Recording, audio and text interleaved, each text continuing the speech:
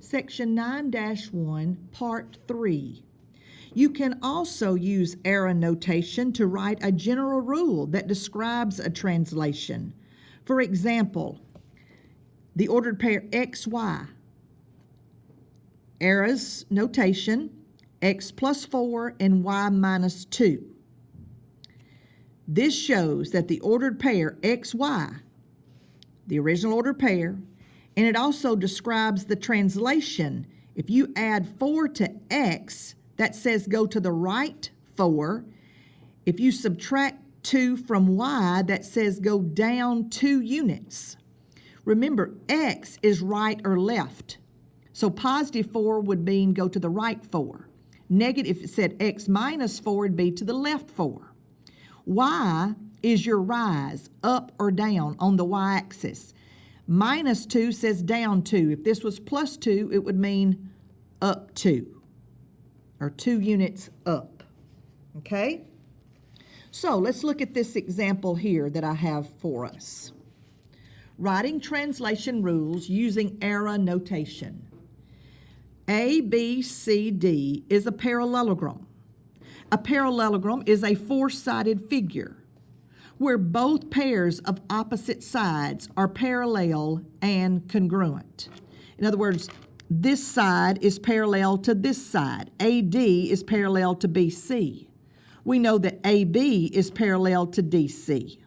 Okay, let me say that again. AD is parallel to BC, and AD is parallel to DC.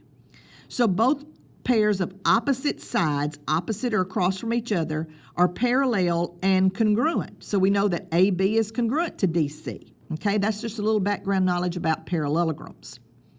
So, use error notation to write a rule that describes the translation of A, B, C, D, which is the original black one, to A prime, B prime, C prime, D prime, which is the blue one. Okay?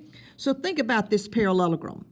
Let's think about how many times it's been slid to the right and how many times, or left, how many times it's been either slid to the right or left, and how many times has it been slid up or down.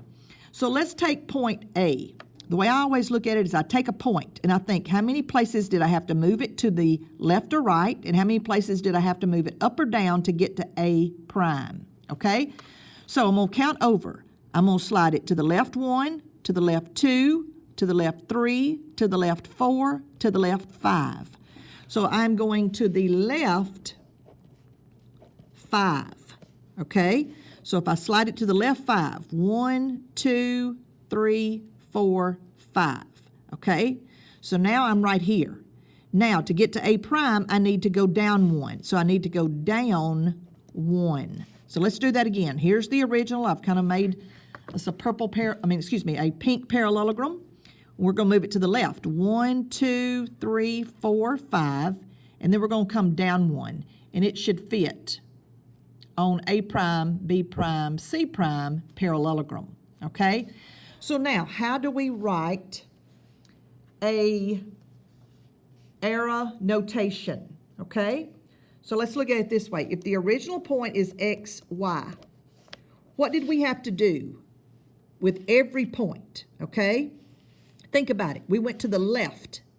Now, the left and the right describes your x-axis. Think about your x-axis. It's to the left and right. So we went to the left 5. To the left is negative. To the right is positive. So to write this notation, I would have to use x minus 5. Left means minus 5. To the left 5 means go to the left 5, which is negative 5. Okay? Then what did we have to do with the y? I went to the left 5 and then I went down 1. Remember, on your y-axis, you're either going up positive 1 or down negative 1. So we came down, so we need y minus 1. Okay? So here we have, it's showing us that it was the horizontal change. Horizontal was to the left 5. 5 units to the left, so therefore we used x minus 5. Then our vertical change was down 1, so we used y minus 1, okay? So the rule The rule for the transformation, xy, was open parentheses, x minus 5, comma, y minus 1. Just like I listed earlier, we went to the left 5, which is minus 5, and we went down 1, which is minus 1.